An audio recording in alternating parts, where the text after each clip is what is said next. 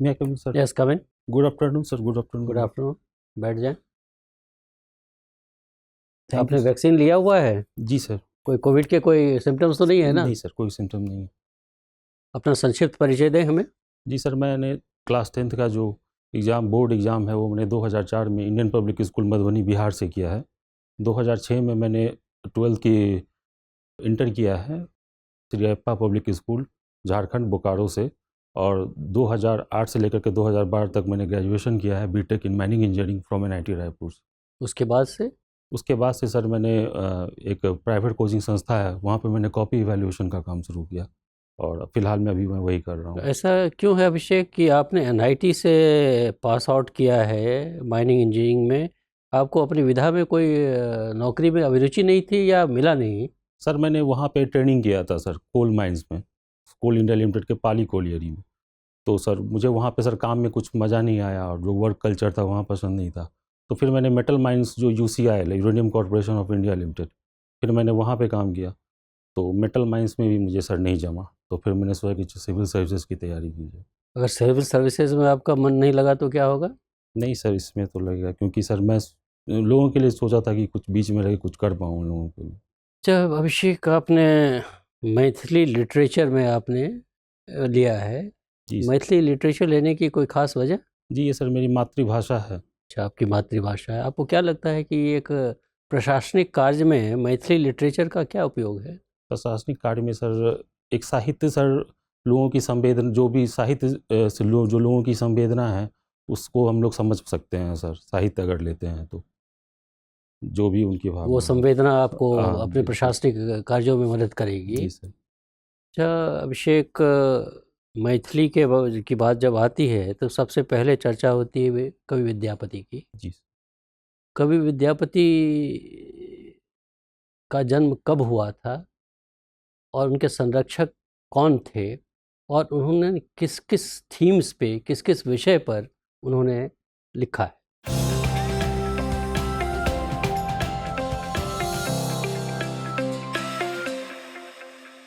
विद्यापति जी का जन्म 1350 ईस्वी में बिस्फी मधुबनी जिला में हुआ था, और वो महाराज हरि सिंह के दरबारी कवि थे। और उन्होंने 2 रचनाएं की उस समय में अवहट भाषा में, कृतिलता और कृति पताका। और उन्होंने मुख्यतः जो श्रृंगारिक रचना की, भगवान कृष्ण और राधा को ध्यान में रखते हुए संयोग वियोग प्रेम का वर्णन इस संदर्भ में उन्होंने की। और वो शिव के भी बहुत बड़े भक्त थे। भगवान शिव के संदर्भ में उन्होंने 2 रचनाएं की हैं, महेशवाणी और नचारी। तो शिव के भक्त थे, श्रृंगार रस में उन्होंने किया है। इसके अलावा पर किसी थीम पर उन्होंने लिखा है? माइग्रेंट्स लेबर पर कुछ लिखा है, पता है आपको? नहीं सर, इसके नहीं पता है। बंगाली लिटरेचर में विद्यापति का कहीं जिक्र आता है? जी सर, पहले तो उन्हें सर बंगाली कवि ही समझा जाता था। तो डॉक्टर सुनीति कुमार चटर्जी ने बाद में जा कर के, और रमन और ये डॉक्टर चंदा झा साहब ने बाद में इस पे ये विवरण दिया कि नहीं, ये तो मतलब मैथिली अलग भाषा है, बंगाली और मैथिली अलग भाषा, और ये मैथिली के कवि हैं। ये किस छद्म नाम से लिखते थे, आपको इसकी जानकारी है जब बंगाली लेखन में? नहीं सर। नहीं पता है। आपने मंडन मिश्र का नाम सुना है? जी सर, थोड़ा बहुत। क्या जानते हैं मंडन मिश्र के बारे में, या उनकी पत्नी भया भारती के बारे में? अभी सर याद नहीं। याद नहीं आ रहा है आपको? आप हैं मूलतः मिथिला निवासी।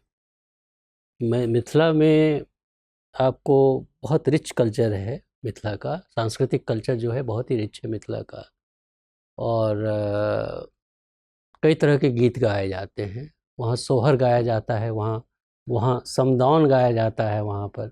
सोहर और समदाउन में क्या अंतर है, हमें बताएंगे? सर मिथिला में जब किसी बच्चे का जन्म होता है तो उस समय सोहर गीत गाया जाता है, और जब किसी लड़की की शादी होती है तो उस समय समदाउन गीत गाया जाता है। अगर हम कहें कि बर्रे जतन से सिया जी के पुसलों, तो ये क्या आएगा, समदाउन में आएगा या सोहर में आएगा? समदाउन में ही आएगा। कह रहे हैं समदाउन में आएगा। हाँ, वो विवाह गीत है सर, जब हाँ। उनका विवाह हो रहा है। कुछ ऐसे फेस्टिवल्स, कुछ ऐसे का जिक्र करें जो सिर्फ मिथिलांचल में ही मनाया जाता है। बट सावित्री पूजा जैसे ये तो होता है। पूरे भारत में मनाया जाता है। जुड़ शीतल का नाम सुना है आपने? जैसे जुड़ शीतल होता है। जुड़ शीतल क्या होता है? वो सर उसमें क्या करते, तिल और पानी लेकर के वो जितिया का नाम सुना है आपने? ये सर जितिया जितिया क्या होता है? जितिया में उपवास रखती जो शादीशुदा जो स्त्री है वहाँ। समा चकेवा का नाम सुना है आपने? जी सर, ये भाई बहन का होता है ना। जी ये सर। ये तो विशिष्ट है जी सर, मिथिलांचल में ही। जी सर। बहुत बहुत धन्यवाद। अभिषेक, मैथिल साहित्य में नारीवाद की क्या स्थिति है? सर पहले जो आज़ादी से पहले स्त्री की दशा सही नहीं थी, वहाँ पे बाल विवाह होता था, विधवा और कम उम्र में ही जो स्त्री थी वहाँ विधवा हो जाती थी, क्योंकि जो उनकी शादी होती थी तो बड़े उम्र के दराज मतलब व्यक्ति के साथ शादी हो जाती थी। जो वहाँ के घटक दल होते थे मतलब अपने फ़ायदे के लिए मतलब वो कर देते थे विवाह उन लोगों का। और गरीबी बहुत ज़्यादा थी, तो वहाँ पे जो परिवार में स्त्री को एक तरह से बोझ की तरह समझा जाता था। तो जैसे ही उनकी शादी कम उम्र में ही हो जाती थी, तो ये दो समस्या मुख्तर रही है वहाँ पे। तो इसी के संदर्भ में बहुत सारी रचनाएं भी की गई उसी इसको लेकर के। आपने जवाब दिया नारी की स्थिति पर। हम्म। प्रश्न मेरा था नारीवाद की क्या स्थिति? फेमिनिज्म क्या मैथिल साहित्य में अभिव्यक्त होता है? फेमिनिज्म होता है सर अभिव्यक्त, जैसे कि हरिमोहन झा ने एक उपन्यास लिखा था कन्यादान के बाद दुरांगमन।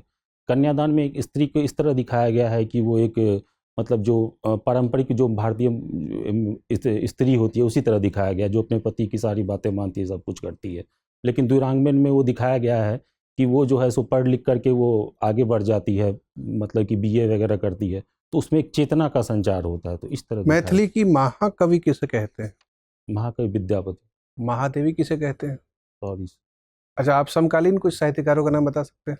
समकालीन साहित्य में सर जगदीश प्रसाद मंडल जी को इस बार भी साहित्य अकादमी पुरस्कार मिला है उपन्यास पंगु के लिए।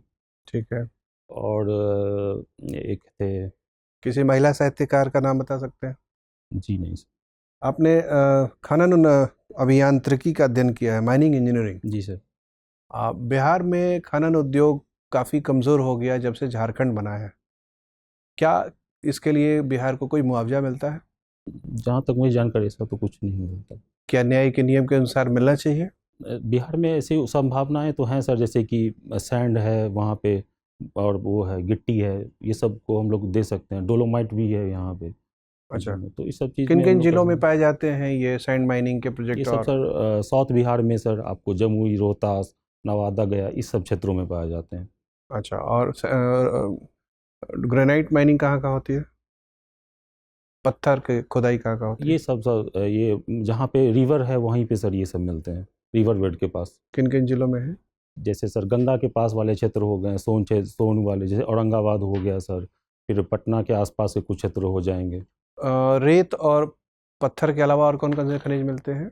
ब्रिक का भी है सर यहाँ पे थोड़ा बहुत उद्योग। ये जो ब्रिक इंडस्ट्री है ये इन्वायरमेंट के लिए तो बहुत ख़तरनाक है। जी सर। क्योंकि हम अगर मिट्टी को पका के उसको नॉन बायोडिग्रेडेबल सब्सटेंस में कन्वर्ट करते रहेंगे, वो डिग्रेडेबल तो है नहीं। एक बार आपने मिट्टी को पका के गुल्लक बना लिया, कुल्हड़ बना लिया, ईंट बना लिया, तो वापस वो मिट्टी तो बन नहीं सकता। लाखों साल लगेंगे शायद तभी नहीं बनेगा। हड़प्पा काल के पकाए हुए मिट्टी के बर्तन अभी भी वैसे ही मिलते हैं। तो क्या आपको लगता है कि ये जो ईंट भट्ठे का जो उद्योग है इस पर पाबंदी नहीं लगनी चाहिए? रेगुलेशन होना चाहिए थोड़ा बहुत इसको, और वो भी जो एग्जॉस्ट गैस निकलते हैं उसको लेकर ही कम से कम फिल्टर वगैरह यूज़ करना चाहिए। सिर्फ गैस की बात नहीं, आप मिट्टी को परमानेंटली बदल दे रहे हैं। अगर यही चलता रहा तो आने वाले भविष्य में मिट्टी नहीं मिलेगी तो वनस्पति नहीं होगी। अभी तो नहीं कर सकते, लेकिन इसको और जैसे प्लास्टिक वेस्ट वगैरह से हम लोग कुछ डिजाइन कर सकते हैं, प्लास्टिक ब्रिक्स वगैरह बना करके कर सकते हैं। लेकिन सर तुरंत में बंद करना ये सही नहीं रहेगा। ये क्ले ब्रिक्स का विकल्प के रूप में कुछ नए ब्रिक्स बन रहे हैं आजकल, उसका इस्तेमाल सरकार प्रोत्साहित कर रही है। कौन कौन से आजकल वैकल्पिक ब्रिक्स है?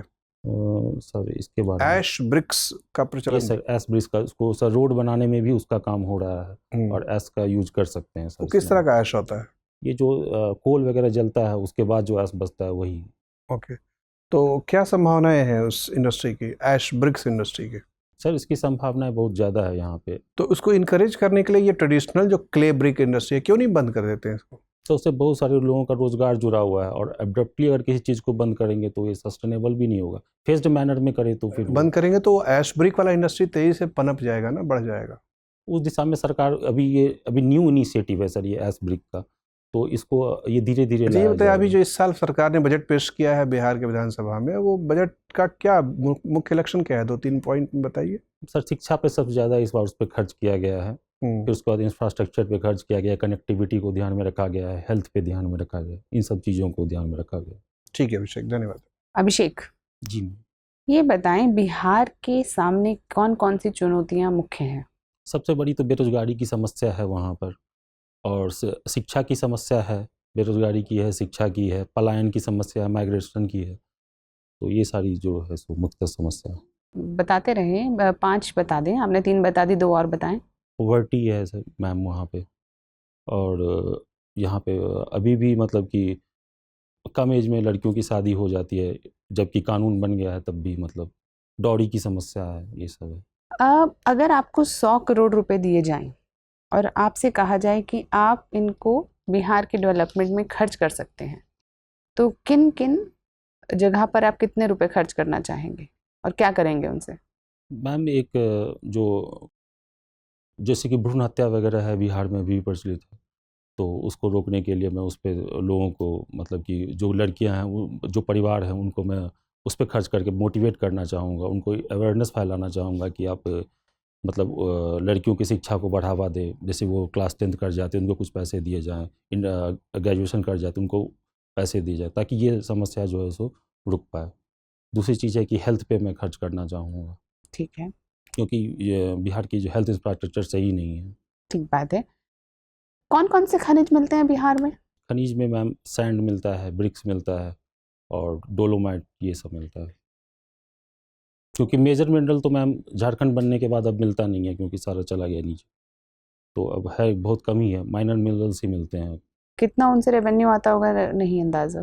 नहीं, इसके बारे में जानकारी। ठीक है।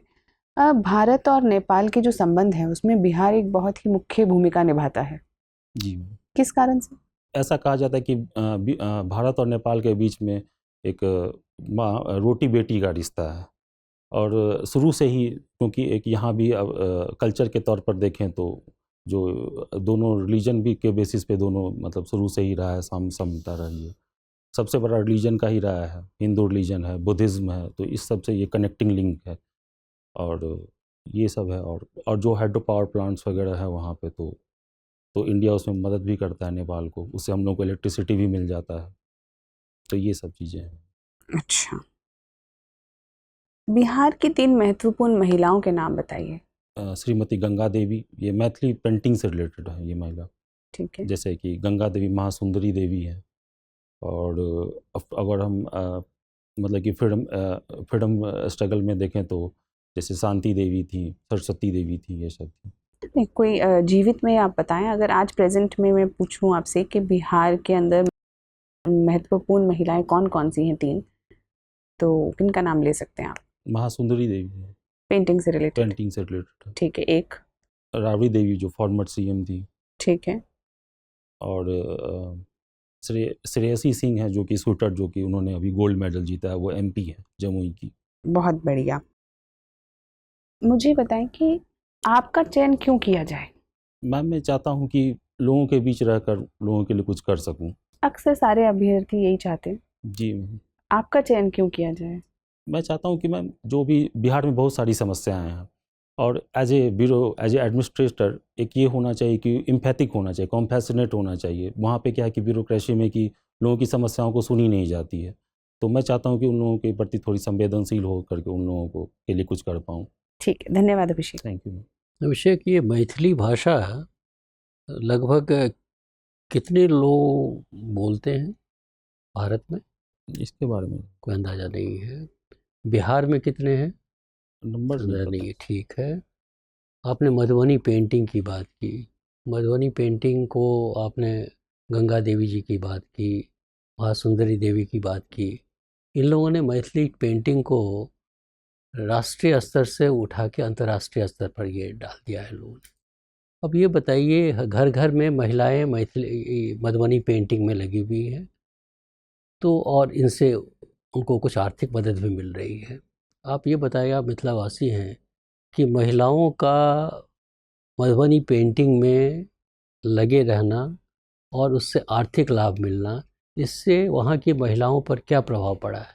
उनके जीवन में बहुत आर्थिक बदलाव आया है, क्योंकि अब क्या है कि जीआई टैग मिल चुका है मधुबनी पेंटिंग को, तो अब ये एक्सपोर्ट सेंटर बन सकता है मधुबनी डिस्ट्रिक्ट। और इन लोगों को, इन जो घर में जो महिलाएं ऐसी बैठी रहती थी, अब वो पेंटिंग बना करके यहाँ से एक्सपोर्ट कर सकती है। जीआई टैग मिलने के बाद ये बहुत बड़ी उपलब्धि हो गई है। तो भारत सरकार और बिहार सरकार ने काफ़ी कदम उठाए हैं इसकी ओर। आपको कुछ पता है कि रिसेंट ईयर्स में 2-3 साल में क्या कदम उठाए गए हैं इनको प्रोत्साहित करने के लिए और मैथिली पेंटिंग्स को, मधुबनी पेंटिंग्स को और भी पॉपुलराइज करने के लिए? जैसे कि जो रेलवे स्टेशंस वगैरह हैं, या मधुबनी में या पटना में या और भी इंडिया में, तो मधुबनी पेंट जो वहाँ के कलाकार हैं, लोकल कलाकार, उन लोगों को ले जा करके वहाँ पेंटिंग बनवाया जाता है और उसके बदले उनको पैसा दिया जाता है। आपके अनुसार इसमें और क्या इम्प्रूवमेंट लाया जा सकता है ताकि आर्थिक रूप से और भी संपन्न हो सके महिलाएं वहाँ की?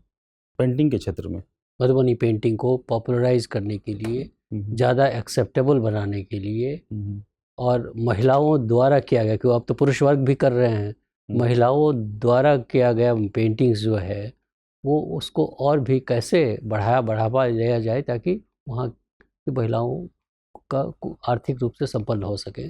जो मार्केट में सर देखिए डिमांड जो है वो है कि आजकल छोटे पेंटिंग, पहले क्या था तो सर सिल्क के कपड़ों पे बड़ी बड़ी पेंटिंग बनती थी, साटन के कपड़ों पे बनती थी। तो अब क्या कि मैन्युस्क्रिप्ट जो छोटे छोटे हैं इस तरह के वो अगर वो लोग बनाती हैं पोस्ट कार्ड टाइप के या छोटे छोटे फ्रेम में बना करके, तो लोग ज़्यादा आकर्षित होंगे और वो ले जाने में कंफर्टेबल हो जाता है और वो कॉस्ट इफेक्टिव भी है। तो इस सब चीज़ों पे अगर सरकार ध्यान दे, मैन्युस्क्रिप्ट छोटे पेंटिंग बनाना, तो वो फिर सही रहेगा। तो ये सौराठ सभा क्या है? सौराठ सभा में सर एक समय पे, अभी भी है सौराठ सभा, वहाँ पे सर विवाह का आयोजन किया जाता है, सामूहिक विवाह का। ये मैथिल ब्राह्मणों में ही क्यों किया जाता रहा है? क्योंकि सर ये मैथिल ब्राह्मणों में सर बहुत ज़्यादा गरीबी थी एक समय पे, तो अपनी बेटी का शादी नहीं कर पाते थे। तो महाराज हरि सिंह ने ये एक रक्त शुद्धता को स्थापित करने के लिए, उसको बोलते हैं सर हरसिंगक ठाड़, मतलब कि एक पंजी प्रथा व्यवस्था आरंभ की थी। तो उसी के तहत ये था कि जो भी हैं वहाँ पे पंजीयार वगैरह होते हैं, घटक दल वाले आते हैं, तो एक जगह आकर के कम पैसे में वहाँ पे इन लोगों की शादियाँ हो जाती थी। पंजीकार जो एक ज़माने में मिथिलांचल में बहुत ही महत्वपूर्ण हुआ करते थे, जी सर। सारी शादियाँ पंजीकार ही कराते थे। आज वो इंस्टीट्यूशन धीरे धीरे मर रहा है। ऐसा बदलाव क्यों आ रहा है? जी सर, एक बार रिपीट कर दे समझा। पंजीकार सिस्टम जो आपने कहा ना, पंजीयार जिसको आपने कहा, पंजीयार ही पहले शादी करवाते थे, जी सर, है ना? और वही आपको फादर साइड से, मदर साइड से वो लोग जांच करते थे कि ये एक गोत्र के सगोत्र तो नहीं है जी। उसके बाद ही शादी होती थी। वो परंपरा सदियों से चली आती रही है। पिछले अगर 3-4 दशक में आप देखें, वो परंपरा धीरे धीरे कम हो रही है। तो उसका रीज़न क्या है? अब लोग वहाँ रहते नहीं हैं, माइग्रेशन हो गया, जो यंग जनरेशन के लोग हैं वो पढ़ने के लिए बाहर चल जाते हैं और वहाँ रहते नहीं हैं। तो कोई अब गांव में मतलब जा करके अपना वो भी नहीं बताता है कि क्या है नहीं है, कि मतलब कौन कहाँ है नहीं है, वो जानकारी नहीं मिल पाती है। पहले तो सब लोग गांव में ही रहते थे, तो सारी जानकारियाँ। तो माइग्रेशन एक मेजर रीज़न है जिसके माइग्रेशन वजह से। एक अंतिम प्रश्न आपसे, आप अगर प्रशासनिक सेवा में आते हैं तो ऐसा कौन सा 3 कार्य करना चाहेंगे आप जिससे आपको प्रसन्नता होगी और समाज को फ़ायदा होगा? सर मैं जो वनरेबल सेक्शंस जो वहाँ पे हैं, जो वुमेन हैं, जो ओल्ड एज वाले हैं, उन लोगों के लिए सर मैं चाहूँगा कि कुछ किया जाए, ताकि और जो भी जो समाज में जो पिछड़े पंक्ति में जो खड़े लोग हैं उन लोगों को मैं ध्यान में रख के काम में करना चाहूँगा, जिससे मुझे सर सेटिस्फैक्शन मिलेगा। बहुत बहुत धन्यवाद अभिषेक। आपका इंटरव्यू समाप्त होता है, आप जा सकते हैं। जी, थैंक यू मैम।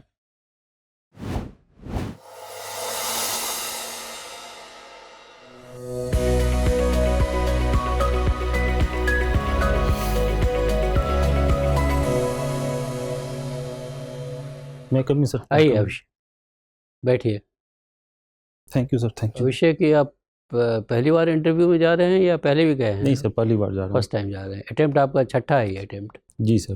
देखिए अभिषेक, आप अच्छे कैंडिडेट हैं बीपीएससी के लिए।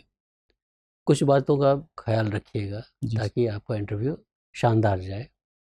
पहले तो सबसे पहली बात जो है, पता नहीं आप बहुत दुखी नज़र आ रहे हैं। अच्छा। आधे घंटे से एक बार भी चेहरे पे मुस्कान नज़र नहीं आई आपके। तो पीछे कारण क्या है ये आपको खुद तय करना पड़ेगा। जी सर। क्योंकि ये दुखी पर्सनैलिटी से आपका मार्क्स 10-15% कट जाएगा आपका।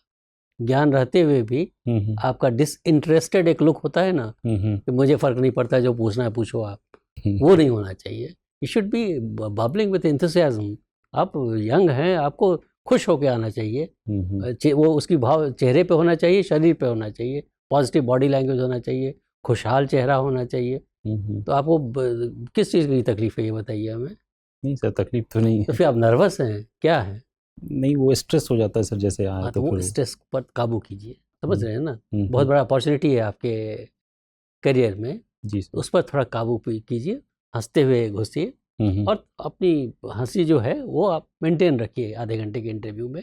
बहुत ज़रूरी है आपकी, क्योंकि आपकी पर्सनैलिटी अच्छी है, और थोड़ा सा स्माइल ले आएंगे आप अपनी पर्सनैलिटी में, थोड़ा सा चेहरे पर लालिमा आपकी बढ़ जाएगी, तो बहुत अच्छा आप करेंगे आप, ठीक है ना। जी सर। क्योंकि आपने जो मैथिली लिटरेचर पर जो भी पूछा गया, ज्ञान है आपको, मैथिली पर, मधुबनी के विषय में भी ज्ञान है आपको, और कई एक विषय पर जो बात हुई है, मोटा मोटी आपका नॉलेज ठीक है।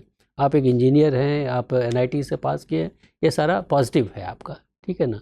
अब है जितना समय बचा है, 30 तारीख को है ना आपका, 21 को है। 21 को है, अच्छा अच्छा सॉरी, हाँ 21 को है। उमंग और उत्साह, बस यही हमारा मैसेज है आपको। जी सर। उमंग रखिए, उत्साहित रहिए, तो आपका 10 से 20% आपका वैसे ही बढ़ जाएगा आपका मार्क्स। दूसरा है कि इंडस्ट्रियल पॉलिसी बिहार जो हुई है, उसको एक बार पढ़ लीजिए। जी सर। तो पढ़ने से ना आपका आंसर, और आंसर देने का ढंग जो हो ना, कभी जब क्वेश्चन पूछा जाता है तो आप मन में थोड़ा सोच लीजिए, क्वेश्चन जो पूछा जा रहा है उसका जवाब हम किस तरह से प्रायोरिटाइज करके दें, सिलसिलेवार ढंग से, जो ज़्यादा इंपॉर्टेंट कम इंपॉर्टेंट, 2-3 ही पॉइंट आप सोच लीजिए, उसके बाद आप बोलिए, ज़्यादा इफेक्टिव होगा आपका। और वो बिहार को जब झारखंड से अलग हुआ था, उसको भी एक कंपनसेशन का पैकेज मिला था, उस पर थोड़ी जानकारी रख लीजिएगा तो बेहतर होगा आपके लिए। खनिज के लिए कहा गया, आपने थोड़ा बहुत बताया, लेकिन और भी अच्छे ढंग से उसको आप बता सकते हैं।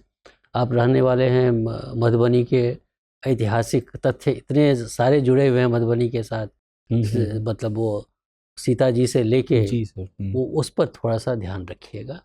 हो सकता है कि ऐतिहासिक महत्व पर पूछा जाए आपको, तो उस पर थोड़ा आप कीजिएगा। किराट के बारे में आपको जो पता होगा ही, तो वो किराट कैसे गए, क्या हुआ, किंवदंती क्या है, वो थोड़ा जान लेंगे तो मधुबनी पर थोड़ा अपने कर ले। स्टेट पर आपने अच्छा किया है, जो भी समय आपके पास है, थोड़ा और अध्ययन कर लें आप, तो आप काफ़ी अच्छा कर पाएंगे। आप टाई आप इस तरह से पहन के नहीं जाएंगे, अभी जैसे आज आए हैं आप, टाई का नॉट आप जैसे पहना है हमने ना, टाई का नॉट आपका ढीला है, उसको बटन नहीं लगा। हाँ, तो बटन लगा लीजिएगा जब जाइएगा ना, बटन लगा। सबसे बड़ी बात है, आप खुशहाल रहना बहुत ज़रूरी है। आप खुशहाल नहीं रहेंगे ना, तो सारा ज्ञान आपका बेकार हो जाएगा, सारा व्यर्थ हो जाएगा। तो खुशहाल होके जाइए, जज्बा के साथ जाइए कि मुझे कुछ करना है, समझ रहे हैं ना, ये ना लगे कि मैं मजबूरी बस आ गया हूँ। ठीक है, ठीक है अब सर। अच्छा करेंगे, चलिए, all the best. Thank you.